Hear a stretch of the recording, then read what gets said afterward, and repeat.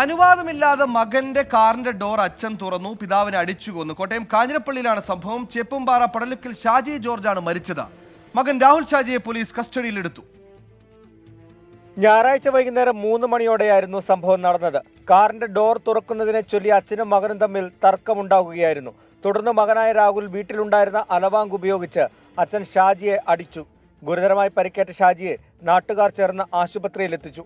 എന്നാൽ മരുന്നുകളോട് പ്രതികരിക്കാതെ വന്നതോടെ ഇന്ന് രാവിലെ മരണം സംഭവിക്കുകയായിരുന്നു.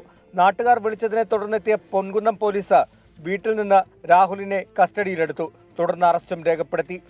ആക്രമിക്കാൻ ഉപയോഗിച്ച അലവാങ്ക് വീട്ടുമുറ്റത്ത് നിന്ന് പോലീസ് കണ്ടെടുത്തു. കാഞ്ഞിരപ്പള്ളി ഡിവൈഎസ്പിയുടെ നേതൃത്വത്തിലെത്തിയ പോലീസ് തുടർ നടപടികൾ സ്വീകരിച്ചു. ഫോറൻസിക് വിദഗ്ധരും സ്ഥലത്തെത്തിയിരുന്നു.